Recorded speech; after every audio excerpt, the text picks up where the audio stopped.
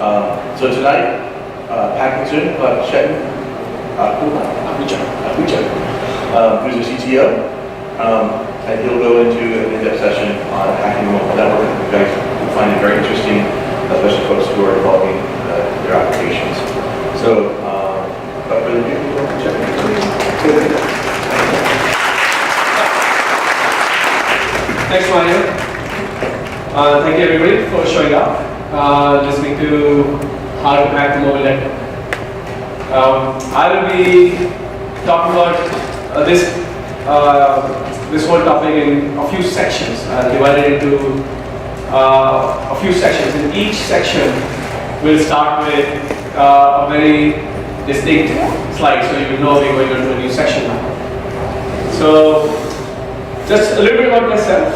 I have been in engineering, network performance, in general, software performance for almost 2 decades now, and started the company about 4 years ago to solve a very specific problem, and that is the last mile network problem on mobile networks. And I'll be talking about what we do, what are the various products that we have that would help you in your apps, and a lot more. There will be QA, so you'll be, even during the talk, I encourage people to ask questions. There will be things which maybe are going too fast or too slow, just let me know. There will be some technical discussions and I'll be happy to engage any questions. Okay, so this talk is called How to Hack the Mobile Network. And there's a subtitle, everything you wanted to know about how your mobile app is doing, but you're afraid to ask. Now, the question is, why do we want to hack the mobile network? What does that mean? And why even bother? The answer is that there is a lot of complexity. If you're a mobile app developer, you're dealing with a layer of complexity in the app space. And when it comes to dealing with the network, 99% of the developers just call the operating system library to make a network call and then forget about it. And there's nobody to blame here. That's exactly how we've been trained as engineers. To trust the network, to trust the operating system and the rest of the network to do the right thing. But the problem is this: if you look at these maps, look at how different all these networks behave all over the world. This particular map is a heat map of average response time for a particular HTTP call on packet switching network. So this is data from packet switching. And you can see some obvious but some non-obvious heats here. Now, we'll go into details later, but there is a separate map for a different dimension of mobile network performance, and this is packet loss. This is another thing which varies from place to place, but note that the variation is different from the previous map. So the different dimensions of the performance are not the same across the world. This is yet another dimension. This is how many mobile connections, how many mobile sessions experienced a disconnect in the middle of a session. So you opened an app and you're moving, you're in a car, or you just stepped outside your office. So you left your Wi-Fi and moved into LTE. All these situations are disconnects. You left a network and went to the network. So there are all these different dimensions of mobile networking performance which are different from place to place and different from network to network. So this is just geographical, but if you think about Verizon versus AT&T versus T-Mobile versus other networks, there is a difference there too. You as a developer write one code. You write one program and it's supposed to work efficiently and in a user-friendly way on all of these different situations. How many? There are 200 countries in the world. I'm counting an average of 4 networks per, at least 4 carriers per country. So at least 800, but you know and I know that it's way more than that. Even if you limit yourself to one country, say US, there are the combination of different situations that happen on the network is still way beyond the capacity of a single developer to really account for. So what happened? Like, how did we get to this situation? We need to understand the history a little bit to understand the problems today. And the history is this.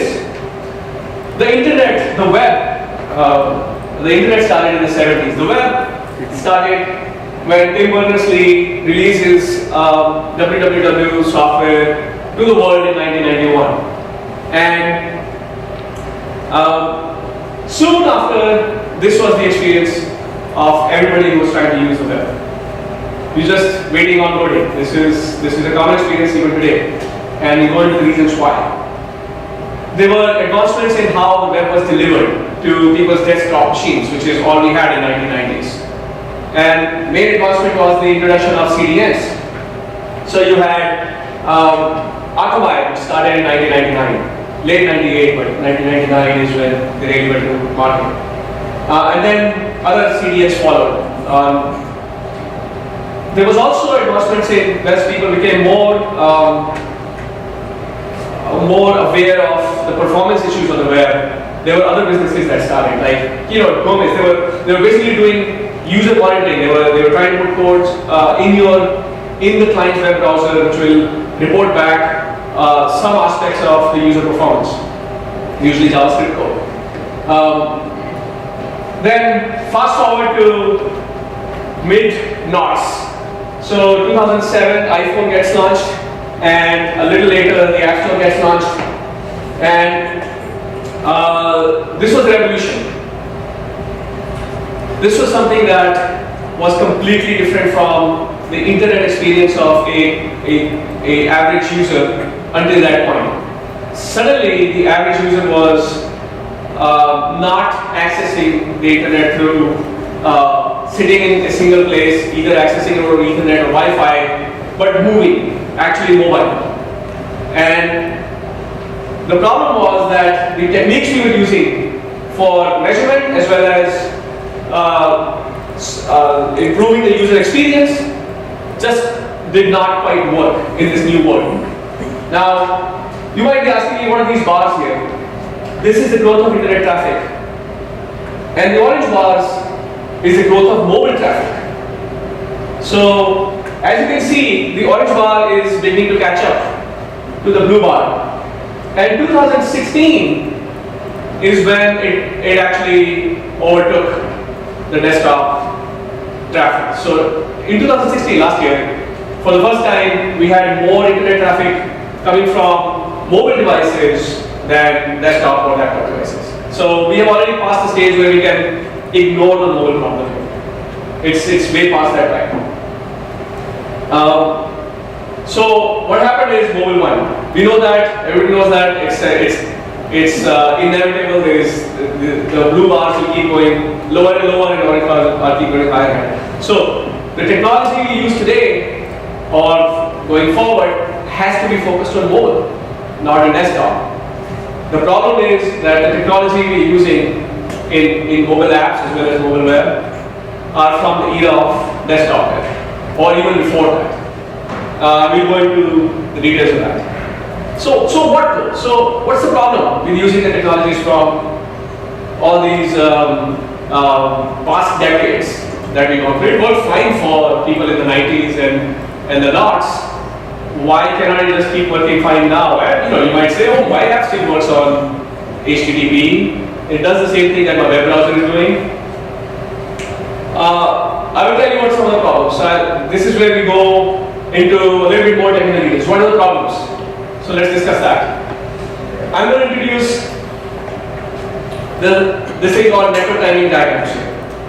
A lot of you have seen it before, but if you haven't, it's pretty simple. You are visualizing the journey of a file transfer or a request to the network in time, over time, which is moving downwards, using those diagonal lines. So the green lines here, they're describing packets moving back and forth between the mobile device and a server somewhere on the internet. So the thing about these diagrams is that we're really interested in the length of this round trip.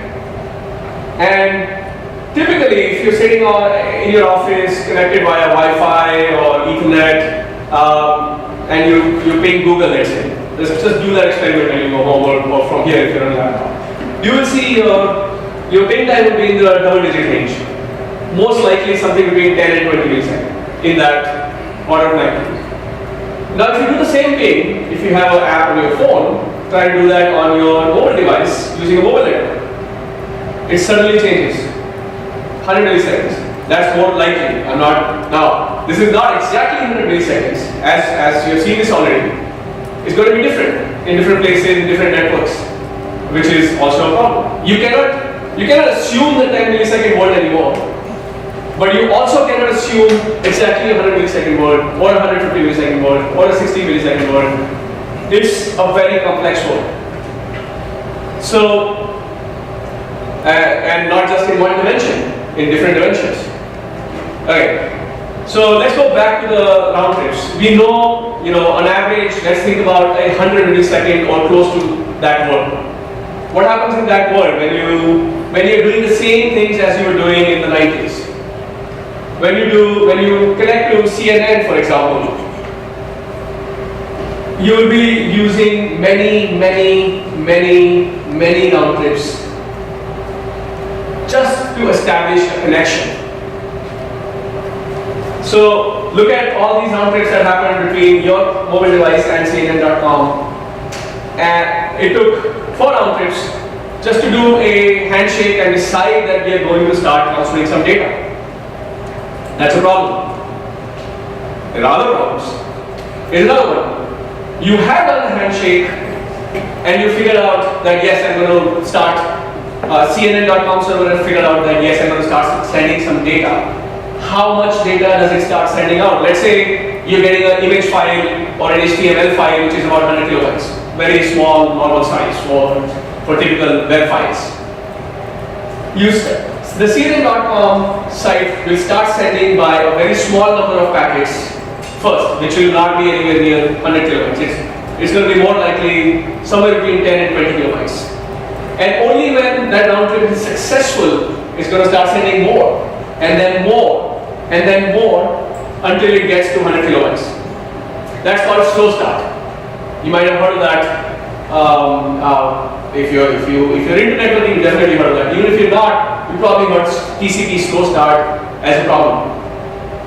So you already spent 4 round trips before, and then 4 more round trips just to get 100 kilobytes. We can do better, and I'll show you how. Okay, another problem. This picture you see is actually the best case. It's the ideal case.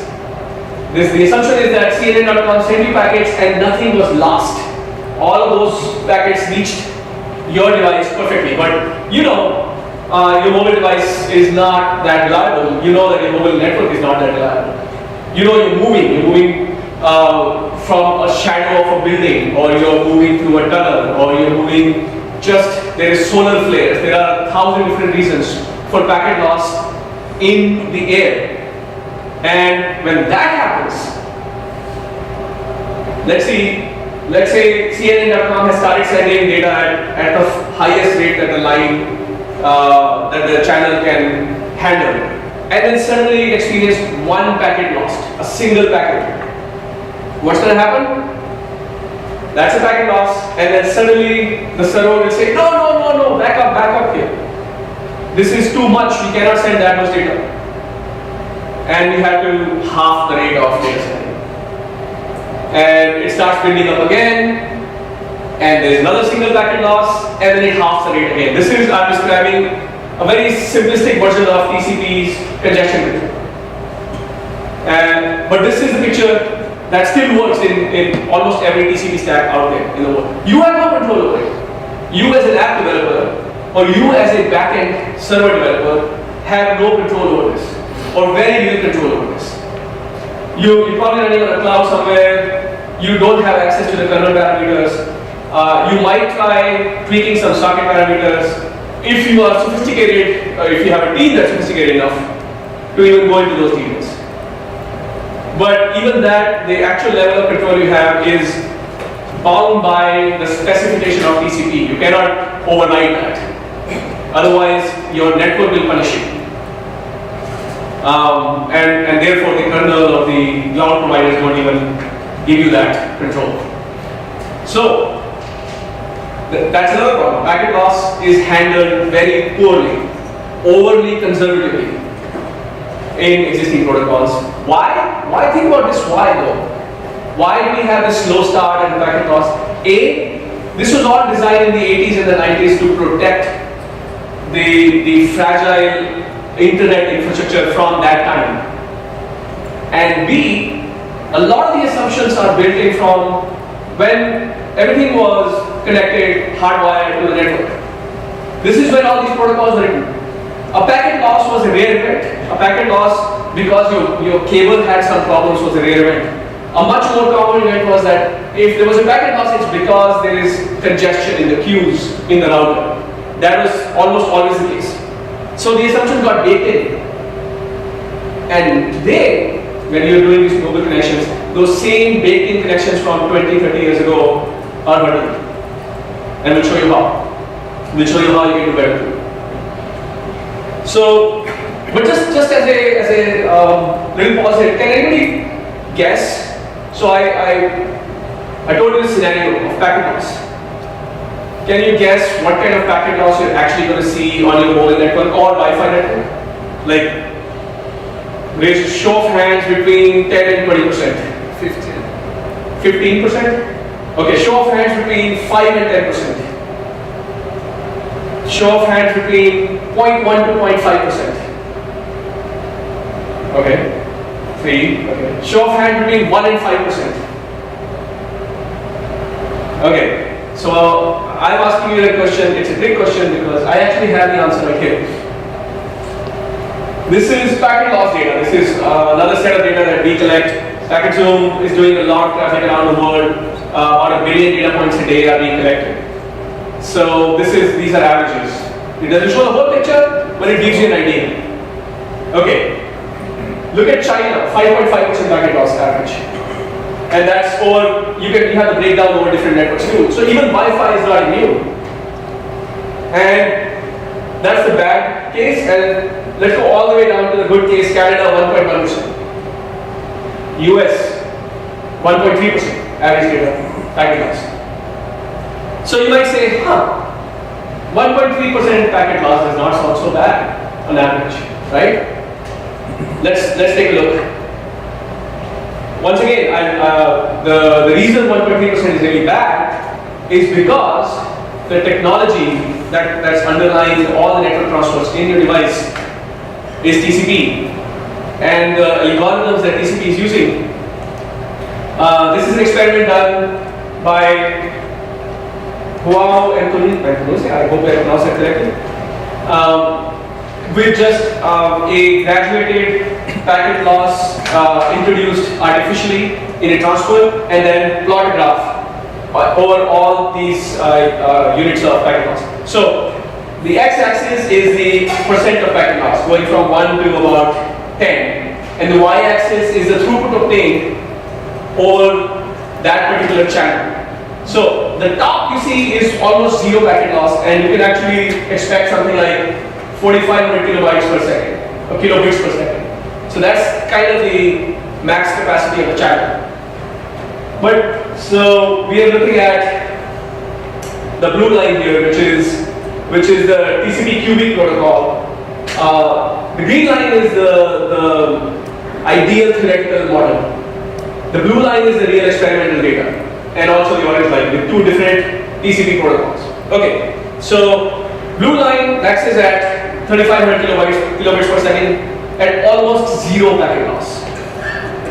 Now then you get 1%. At 1% packet loss, it's less than 1/3 of bandwidth. This is controlled experiment with real packet loss introduced with there's a theoretical line, but there's also experimental analysis. So at 1% packet loss, you're losing the 2/3 of the capacity of this channel you were given. And as you saw, In the US, if you're using a mobile device, you can very commonly expect 1.3% time loss. That's the average. You probably expect experiencing higher, much higher, slightly higher, or slightly lower.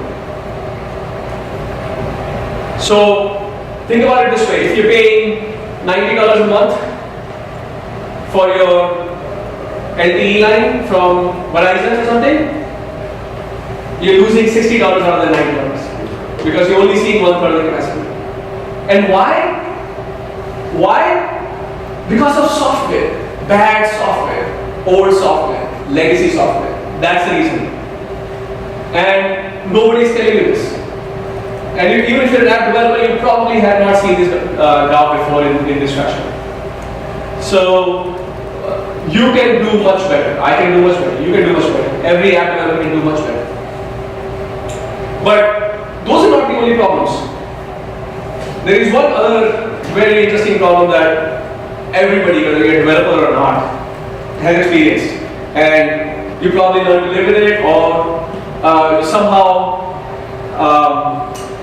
dealing with it using curse words or anything else you do in frustration. I personally like curse words. That makes me feel better. And that is the case when you are on Wi-Fi, you're doing something, you're downloading your Facebook page or whatever, and then you walk out, and then you lost your Wi-Fi, right? Personally for me, it's usually I'm sending a WhatsApp message to my wife, saying, oh, I'm on my way home. But then I don't see that blue tick. And I'm walking out, I say, and then I use those curse words, and then I shut down the Wi-Fi as I'm walking out. Who else does that? See, this is very common.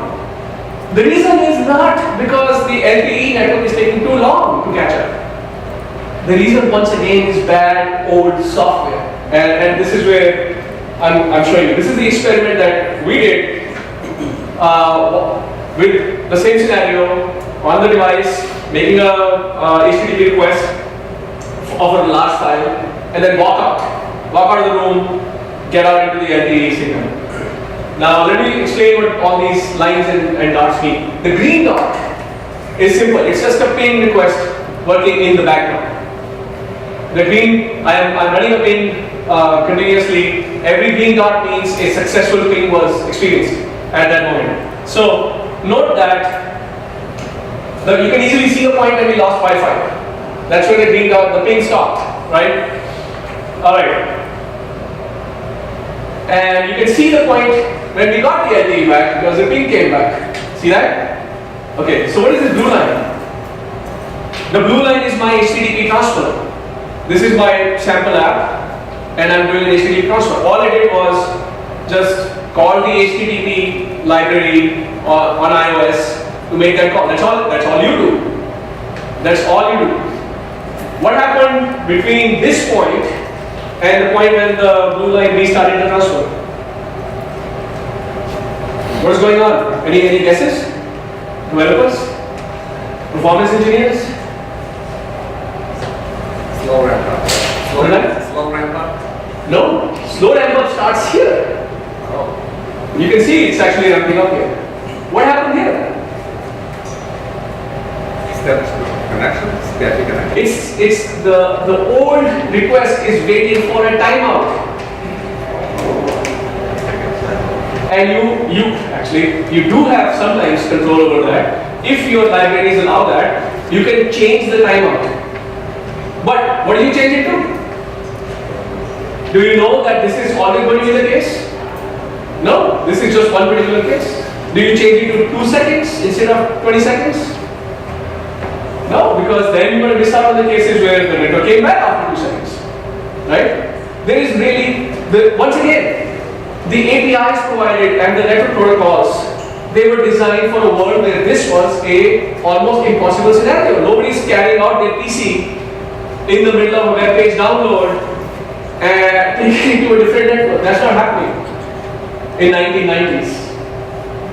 But today, this is happening every day for all of you, and frustration ensues. So those 20 seconds was the timeout. And what's those red dots now You might ask what those are. Those are the new TCP connection start SYN packets. If you're familiar with that, but basically it's a packet saying, I'm starting a whole new connection with a whole new socket. And this is what, after the timeout, that's what happens in the library that everybody is using for iOS. One more little point, that 20 seconds is actually a shorter than usual timeout. We actually set it 20 seconds so that this chart can fit on this slide. And I can show you this in a visually simple way. You know what the real timeout is? 60 seconds.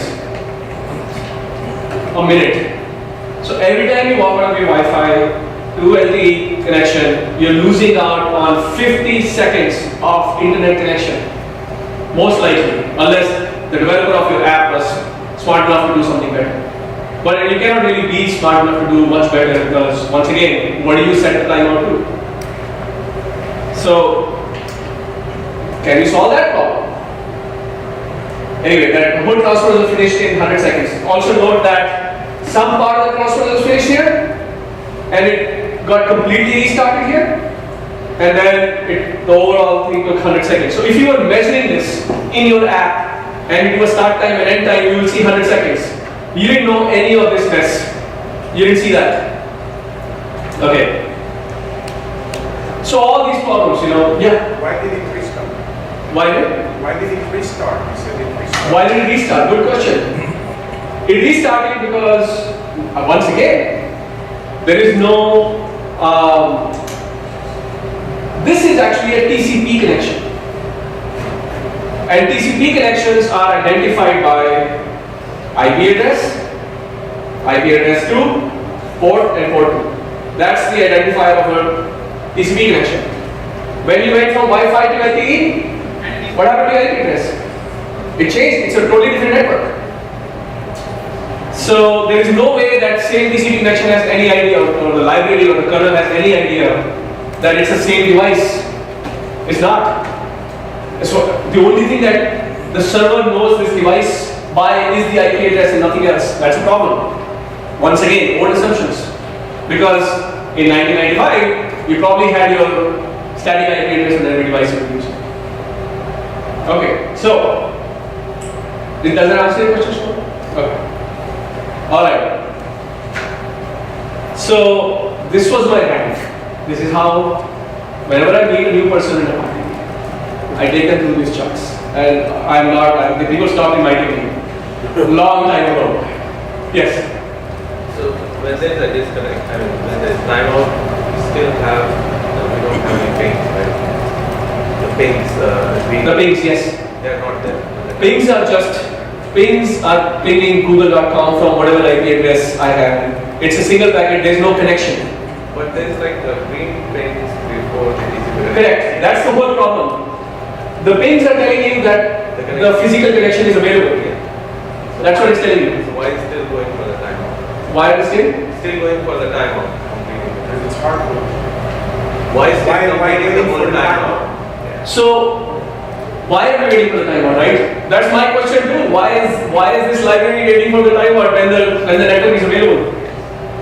That's my question. But it is. This is how, if you wrote an app and you did not actually pay special attention and figure out all the scenarios and figure out different timeouts for different situations and all of those things, the APIs, the deeper answer is that you're actually, as an engineer, you're using the operating system's APIs, the socket APIs.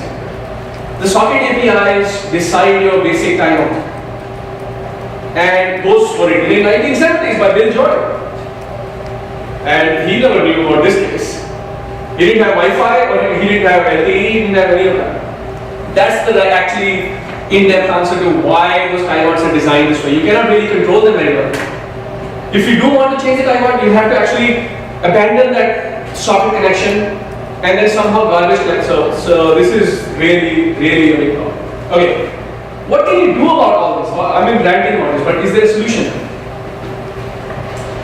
The answer is yes. The answer is you can, as a developer, actually fix some of these problems if you are willing to take control of your networking. and it's not easy. So first of all, I'm going to show you. First of all, you have to know that there's a problem.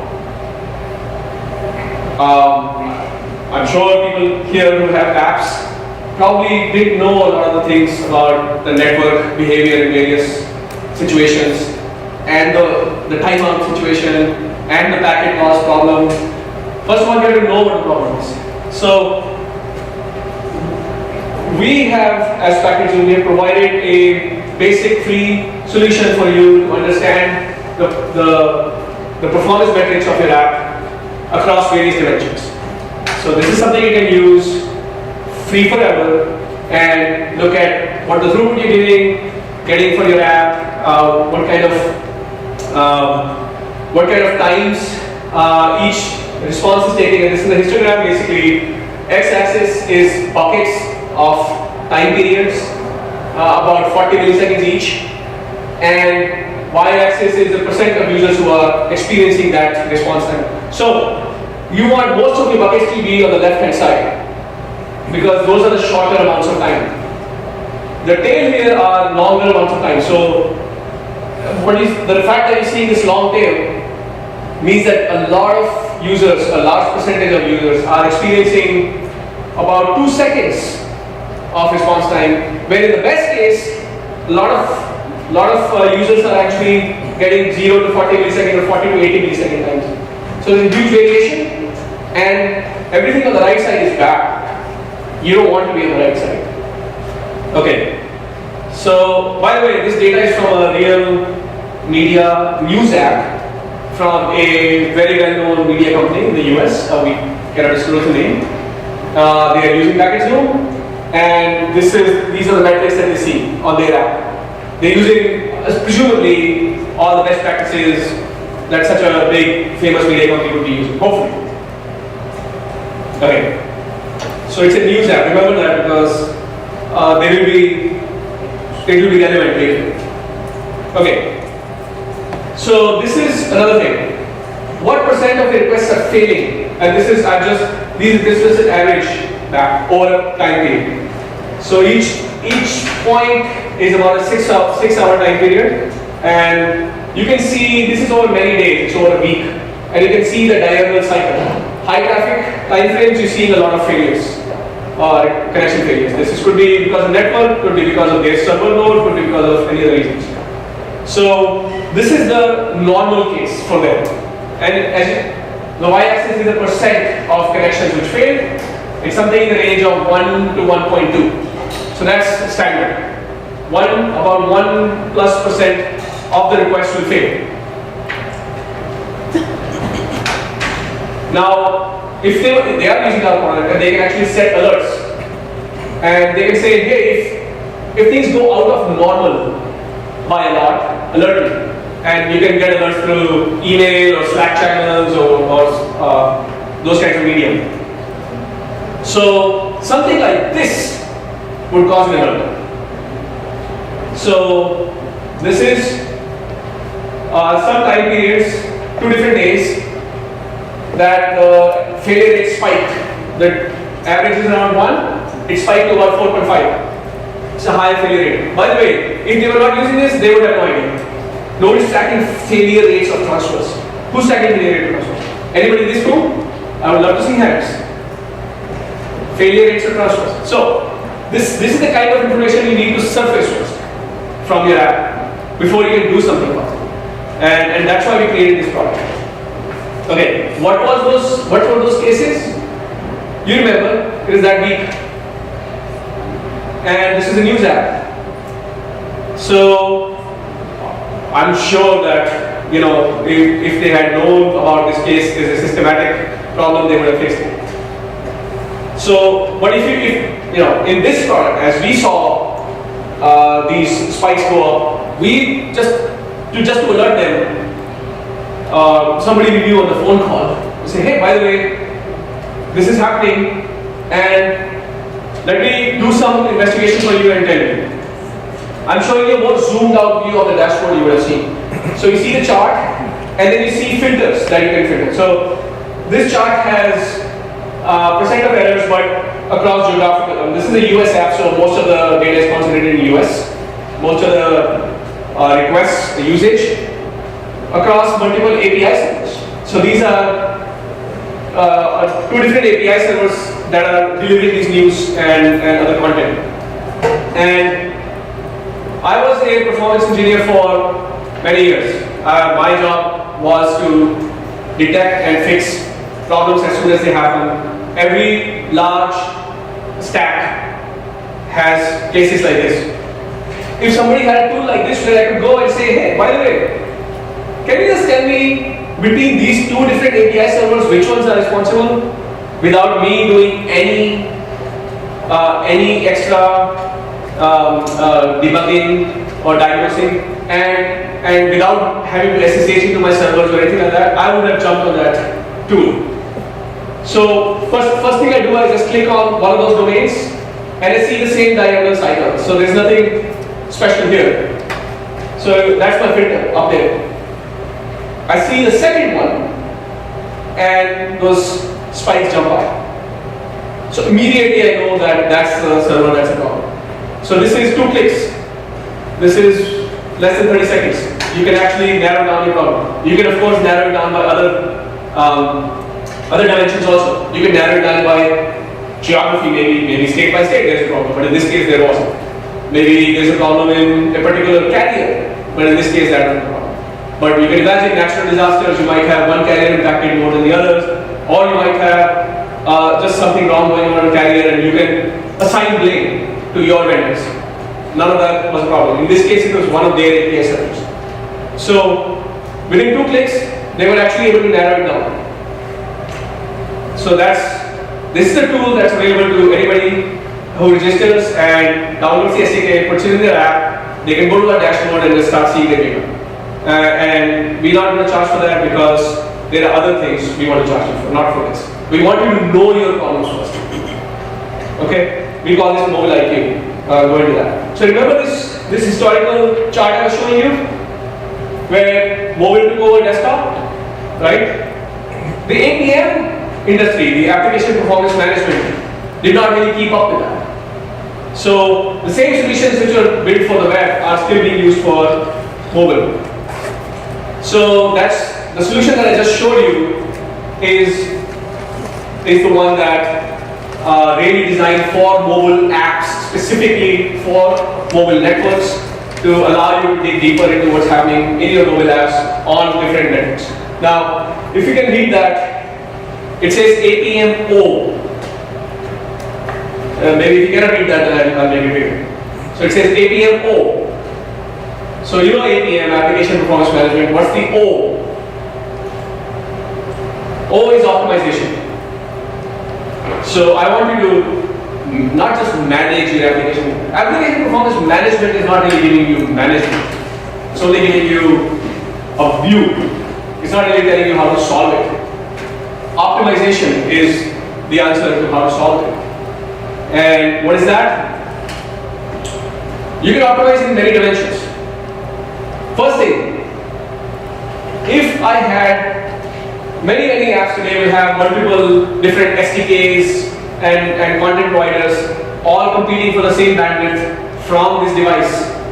And once you put your SDK, like an ad SDK or a monetization SDK or any other SDK, you really don't have control of what kind of traffic it generates. But we are going to give you control in real time. You could ship your app with these SDKs. Let's say there's an ad SDK.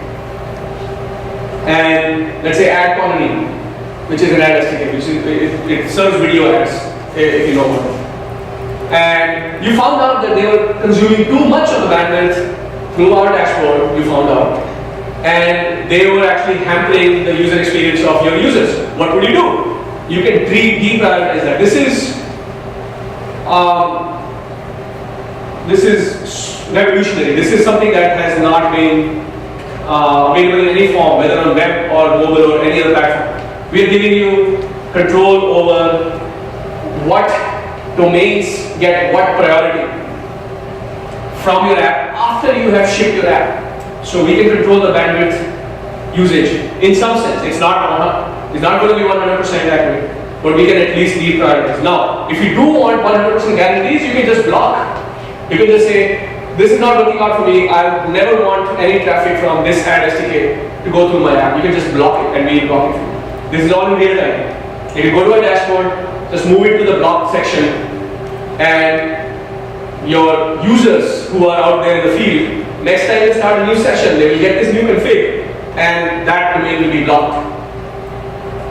Now this is not there right now in the Mobile IQ SDK you download, but it will be available without any new changes on the client side pretty soon.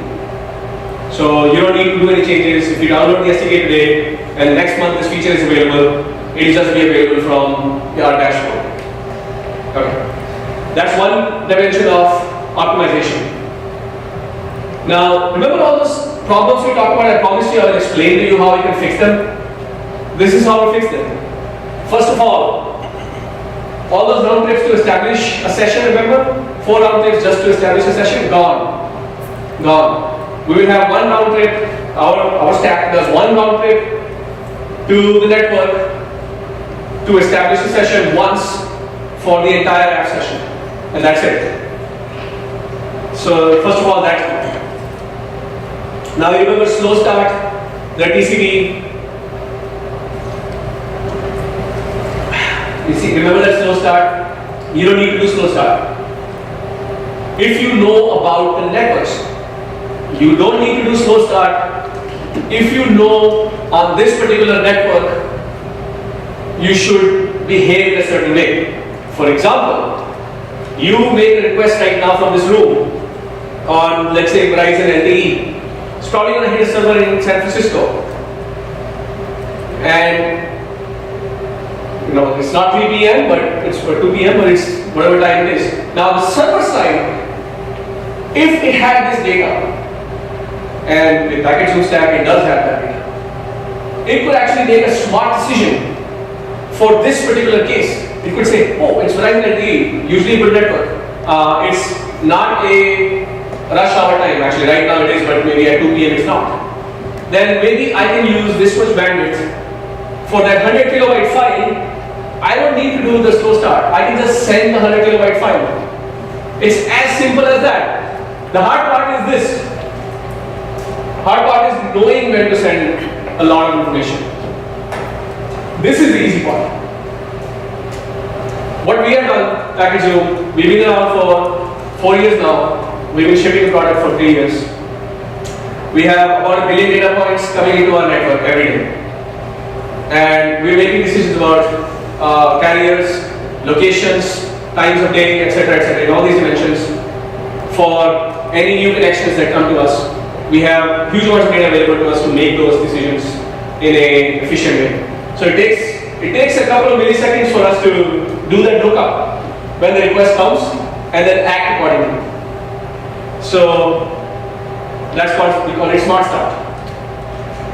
Okay, packet loss. Remember packet loss? The problem that we were always assuming that a packet loss means a router got congested.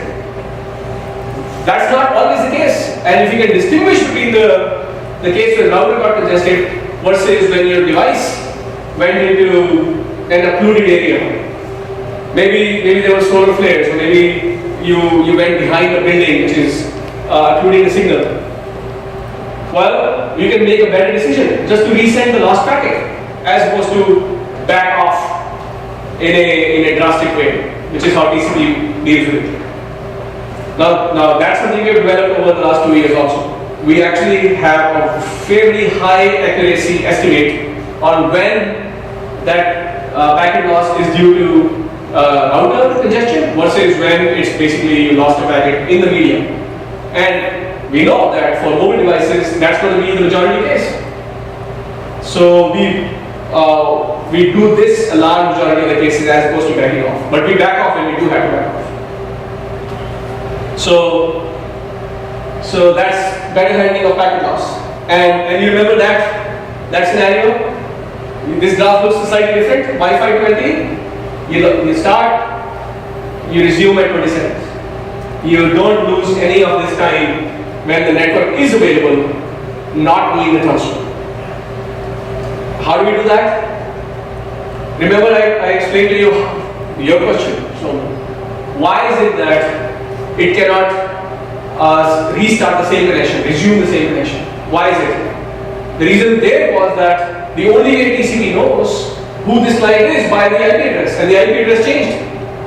But in our case, we have a unique identifier to this session that's running right now, and that session continues within reasonable periods of time, within a few minutes. Let's say you went into a long tunnel in a train and you came out in about 30 seconds. As soon as you came out and got the signal again, we'll restart. I don't care what your new IP is.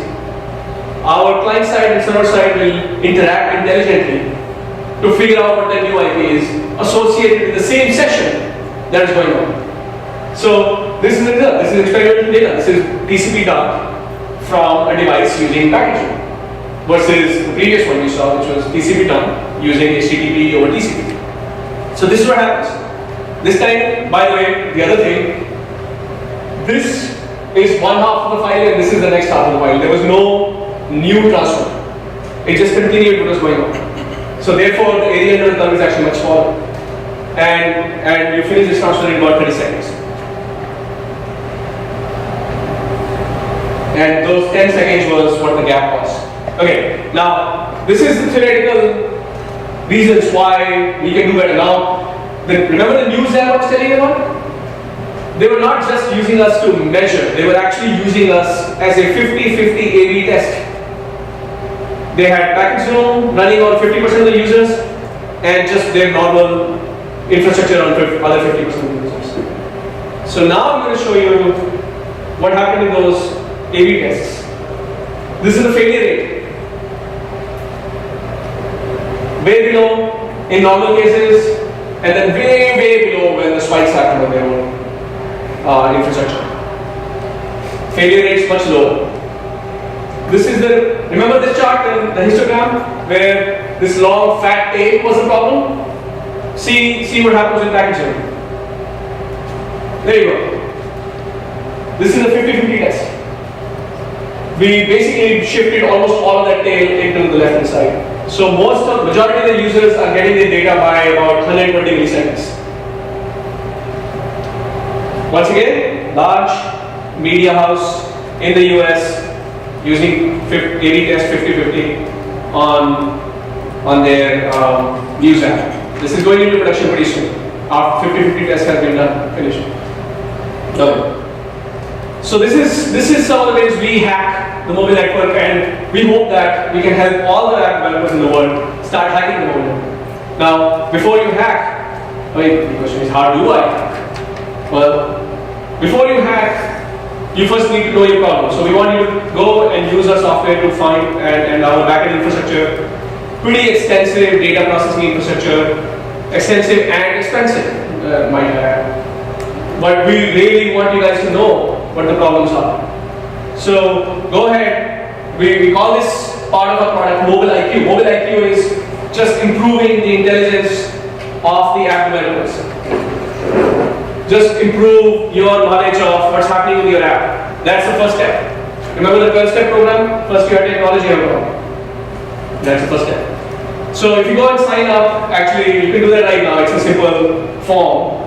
I think we have some t-shirts for the interested participants, right? Yeah.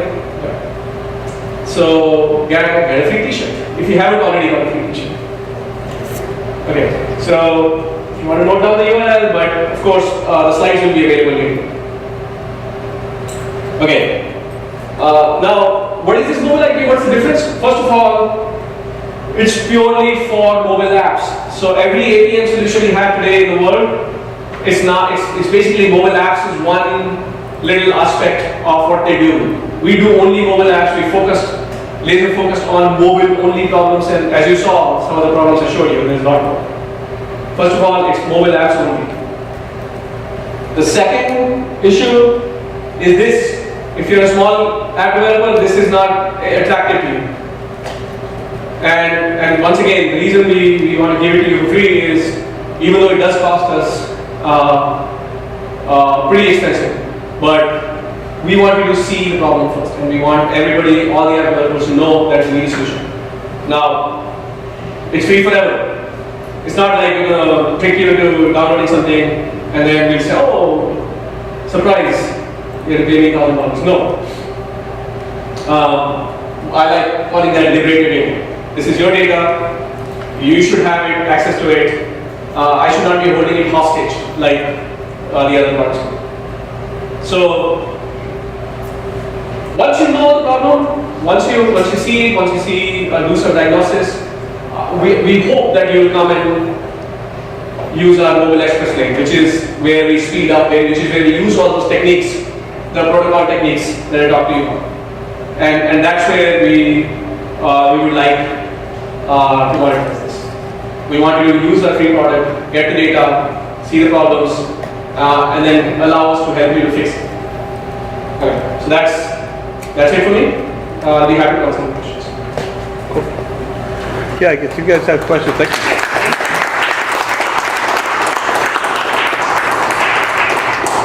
Is there performance overhead? USDK? No, performance overhead is minimal. In fact, when you do Mobile IQ, let me show you something here. I had a couple of slides which I skipped because I thought there might not be enough time. But okay, so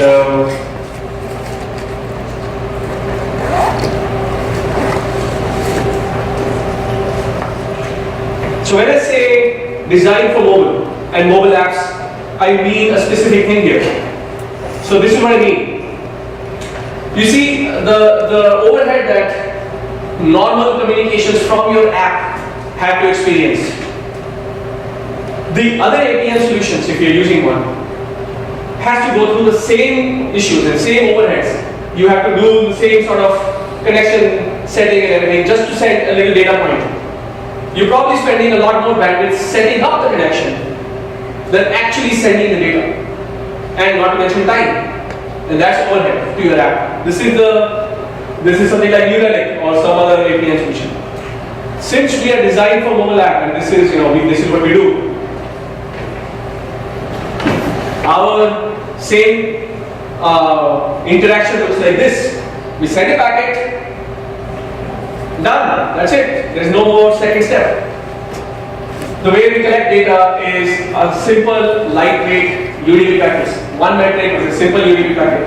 There is absolutely no overhead. So if you're using any other solution to figure out the problems in the network, you're actually adding overhead on the network just from using the solutions, like Heisenberg's uncertainty principle.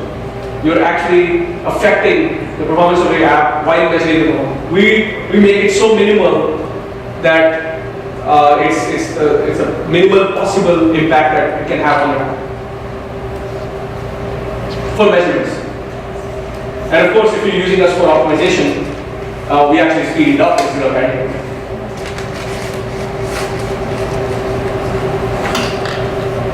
Happy to answer more questions. Yes.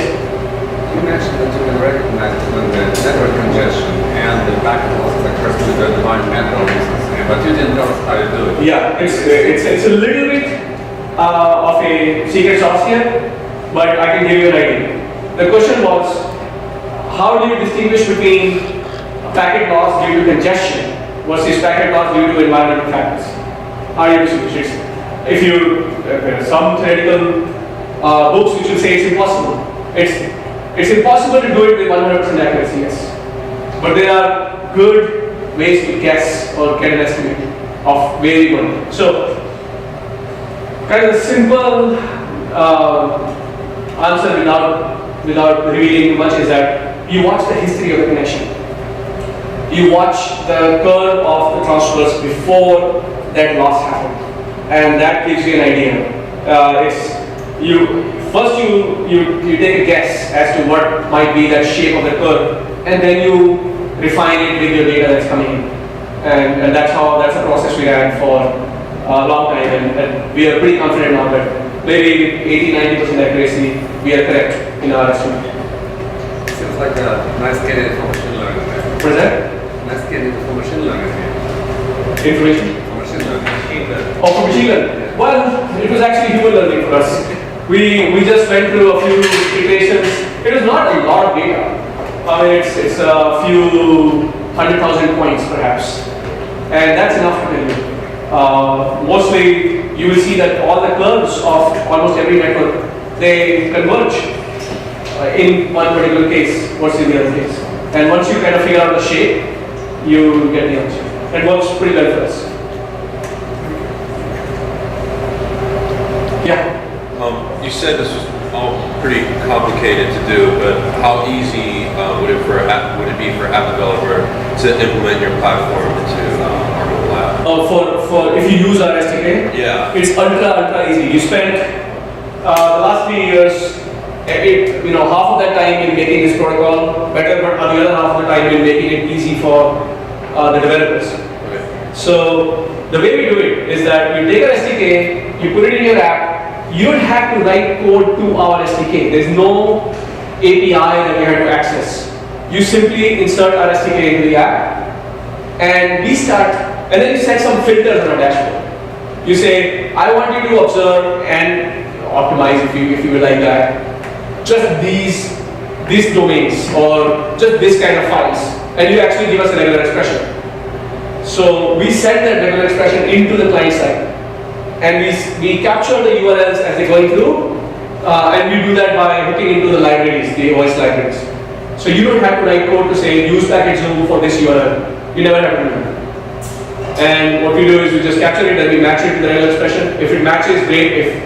Then we send it to our system. If it doesn't match, it just goes normally to wherever the destination was. Yeah. So. When we use the SDK, so there's two components here. One is the analytics. Yes. Right, to figure out what's going on. And the other one is actually optimization. Correct. So when we're talking about the optimization component, Yes. am I right? It falls to your SDK? No. In neither case you write a code to my SDK. In both cases, so I can maybe go into a little bit more detail. So let's say you have an iOS app. You put our SDK into your export project. Right? As soon as you put the code into an export project, you would write a couple of lines of code saying init the package zoom SDK, etc. It's somewhere in your app. But that's it. Then what happens is we have our SDK hooks into NSURL session library, which is provided to all the users. And even if you're using third-party libraries, they actually almost always hook into these lower level OS libraries. We hook there. We start seeing your URLs as they're going through. And you don't have to write any special code. And we can either bypass them and let them go where they are going, or we can observe them, or we can optimize them. And all of this can be decided dynamically in real time. You can go to our dashboard, like you ship your app, you went through the App Store review, the users have your app, 1 million users have your app on their device. And now you decide you want to change the behavior. You want only JPEG files to go through packaging. You go to our dashboard, you say, change the regular expression. And next time the session starts for any user, a minute or two later, they actually get the new config, new regex. So every time they start a new app session, they get a new config. That's the one round that we use to set up the session. And then from that one, so it's all dynamic. So we've spent a lot of time and energy trying to make it as easy as possible and as convenient for the developer as possible. Any more questions? We have time, Manu? Yeah, we have time. If you want to, and if there's no more questions, and people want to publicly ask the question, you can hang out for. We got about another 20 minutes before we got to head out of here. How many connections? How many connections in parallel? Very good question. The question is, how many connections in parallel do we support? The answer is there is no real limit. You set the limit. So this is unlike HTTP. Let me go back to some of those charts. This question is revealing in a way because it's actually pointing out the limitations of this and the slow start. Why do you even need to do simultaneous connections? This is the recommended practice, this is the best practice. make 4 or 6 simultaneous connections. So you can actually get the data from 4 different, even if it's the same server. I'm assuming that's the case you're asking. It's the same server, but I'm making 4 HTTP connections. Why do you think that is?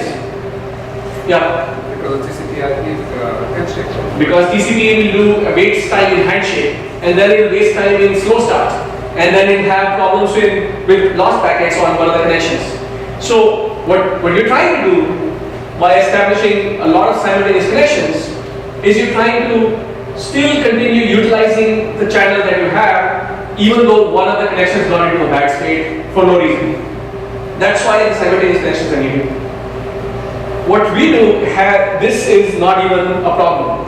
You can basically queue up 20 requests if you want, and you can set priorities on them. You can say, these are the 20 things I need. Just hand it to just make those 20 requests. We get those 20 requests, and then our system, according to your priorities, will make the best use of the bandwidth for all those 20 connections. So it's your code to decide how many simultaneous connections you want to make, and there are other trade-offs based on whether your our system is a single session establishment, yes, between the device and server.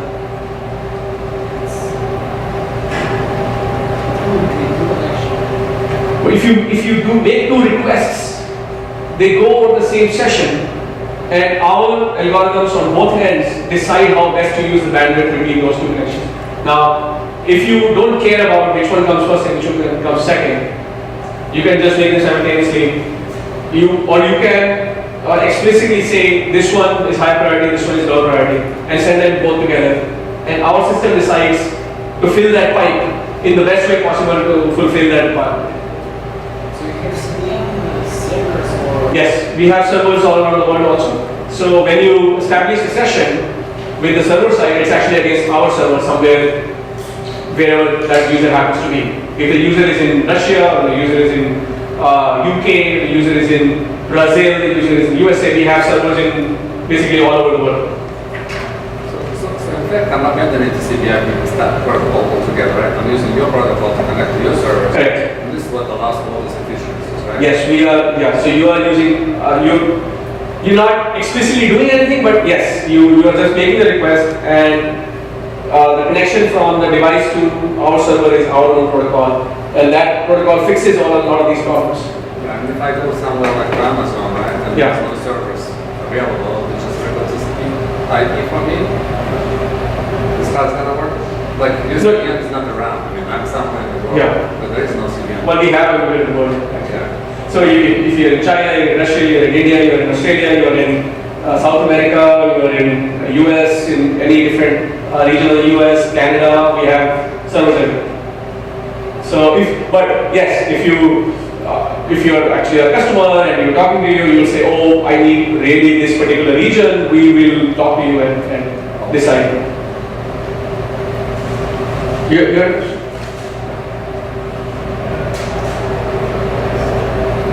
Seems like it's a very important problem. It is a very important problem. We think so. That's why we are here and try to get the word out and done all the hard work to make this work. Sure. Yeah. What if your servers fail? What if our servers fail? Good question. So the way we work is that we have something called fail forward as opposed to fall back or fail over. So when an application with our SDK starts a new session, the very first thing we do is we try to find a server nearby, which is available right now and performing well. So the way we do it is it's also our own protocol. We don't use DNS or anything to locate our servers. We actually use our own Unity-based protocol to locate our servers nearby. And we do a multicast in a sense. We don't actually do an IP multicast, but we do a multicast via UDP. And we discover the best server available. If, let's say, all of our servers are down, which is never the case, but let's assume package zoom ceased to exist and your app has package zoom SDK in it, right? Our servers, nothing will actually respond to those UDP packets. And until we get that positive response, the SDK does not start any active captioning. So SDK will continue to allow your content to go wherever it's going, your request to go to your servers or Amazon servers or what have you, until we have positively determined that we have servers in nearby locations which can help your traffic. Excellent. Should I have permissions? What is that? Should I have root permissions for people packets? No, you don't need any special permissions anywhere. We only use just the regular UDP protocol from the client. There's nothing, we're not doing any special IP protocol number changes or anything like that. Everything, our SDK has the protocol code, which is all in user space. It's just a library in user space, and it links into your app. So there's no special kernel permissions or anything. I think we should, we'll wrap it up, and I think All right. guys will hang out. Thank you, Sure. everyone, for coming here tonight.